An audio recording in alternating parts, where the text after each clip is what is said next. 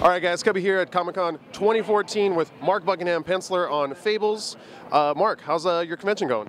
It's going great, having a fabulous time as always. It's crazy, but it's a good crazy. Yeah. Awesome. So I got to say, first off, I'm extremely upset you guys are ending Fables. Probably for the best, but tell us about what we can expect in these last 8 issues. Okay, have your handkerchiefs ready. It's going to be a rough ride. We're really pushing things to the limit.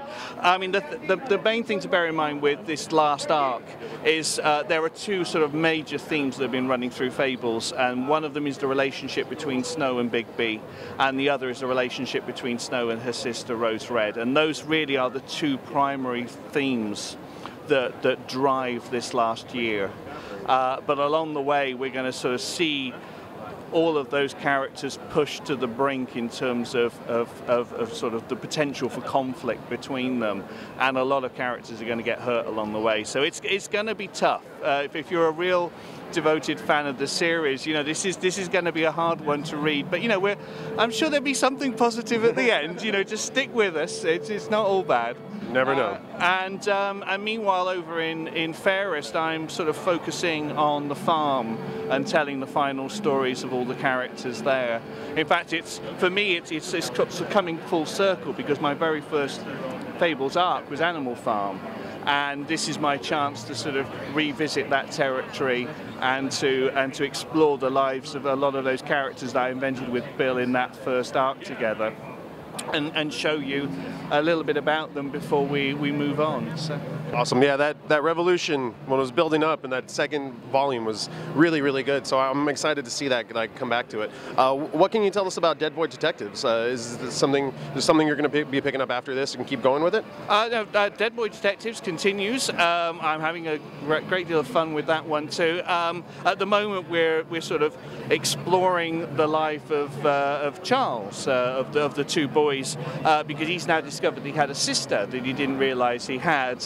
And she comes with her own family and a whole bunch of mysteries and revelations about his father and his mother, and things that he had no concept of, no awareness of as a child. So this is now a major investigation on a very personal level. Instead of the usual sort of more frivolous kind of ghost detection things, this is something that's really close to home. So it's having quite a profound effect on Charles and the way that he sees the world, and also in turn that's having an effect on both his relationship with their new friend Crystal, but also with his dear friend Edwin, he's been with now for 20-odd years. So this is going to, you know, playing a pivotal role in how all of those characters develop over the next few months.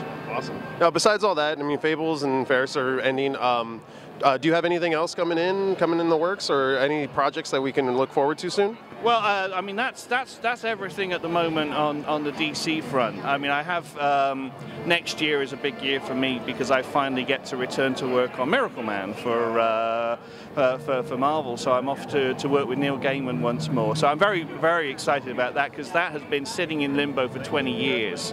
So the fact that I'm suddenly, you know, going through all the drawers and pulling out the original art for that, and sort of, you know, reminding myself of the artist that I was back then, has been really fun and quite daunting too. You know, I'm going to have a complete change of mindset for what I do there. And then alongside that, I'm hoping to be developing some new projects with Vertigo as well. So I mean, there's going to be a lot more stuff coming from me over the next few years. Awesome. Now with Fables, it being over, I mean, is there a possibility of maybe seeing certain characters coming back, or maybe even just mini-series of certain things? I would say never. I mean, there's no plans. I mean, you know, we are very clearly trying to give everybody a sense of closure as the Fables and Fairest and those worlds. You know, we want as much as possible to give everybody the last story of all their favorite characters. But you know how it is? Sometimes in the process of trying to end a story, you inadvertently open the door to a potential whole new series. And I think in Fables, we've kind of always done that. You know, I mean, Fables could have ended with the wedding in 50. It could have ended in 75 with Geppetto signing the compact and joining Fabletown. It could have ended with Mr. Dark's battle in 100. We've always had these pivotal moments that have felt like a crescendo, like a final dramatic moment. But all it does is open the door to another set of adventures that we want to tell, another sort of set of stories we want to tell. So I think that ultimately, when we get to the end of these books, you'll feel comfortable that you've found out where everybody ends up, but it doesn't necessarily mean that there aren't more stories to tell. So who knows? A few years from now, maybe we'll be back. All right, that's actually pretty promising. So I'm really excited about that. Now, so you're doing Miracle Man in the future. You're working with Dead Boy Detectives. Is there any character on your mind right now that you would really love to tackle at any company in particular, or? Nothing specific right now. I mean, I must admit, the thing that's been really exciting for me this year is the fact that I now have the role as a writer to add to my sort of repertoire of skills. So I think the next thing I'd really like to do is to write and draw something of my own, to actually sort of create something fresh and new is really where I want to go next. But that doesn't mean that I'm not open to the idea of doing something else. I think often I don't necessarily have a specific character in mind where I think, I would have loved to have done a comic with this character, until someone suggests it to me, and then suddenly the mind starts ticking over. And it's like, wow, yes, I could do this and this and that. So there's nothing out there. I mean, I've been extraordinarily lucky because I've been in this business for 25 years, and along the way, I've worked on books with Batman and the Titans and Hellblazer and all these kind of good Sandman and all these cool things and Invisibles. So many great books that I've had a chance to contribute to.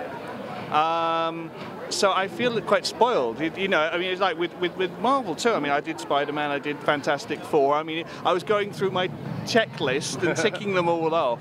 So at this point, I really think I've kind of got to most of the major characters that I would have liked to have had a go at. So you're just saying that you want to do something maybe original. What would you probably do? Detective story, superheroes, or would you do something completely wholly out there?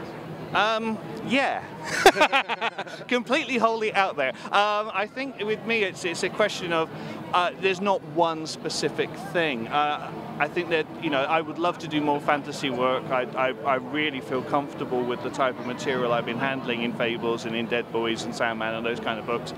But I also have some sort of sci-fi ideas. I have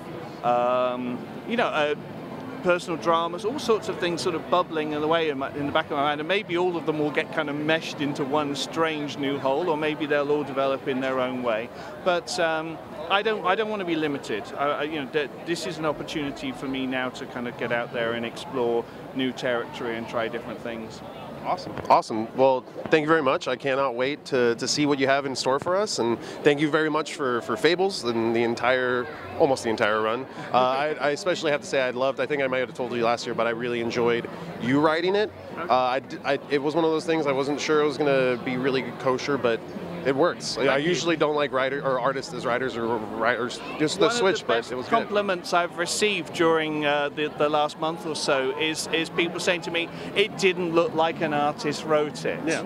And for me, that's the highest possible compliment you can pay me, because that was why I very consciously made the decision to write for another artist. Is I wanted to prove to people that I could do that without the safety net of my own art to sort of carry me through. I really wanted the challenge of communicating to another person. So. Awesome. Well, thank you. I hope you have a great convention and thank you very much. Yeah. You too. Thank you. Thank you. Hi, I'm Mark Buckingham. You're watching Nerd Locker, the place for your inner nerd.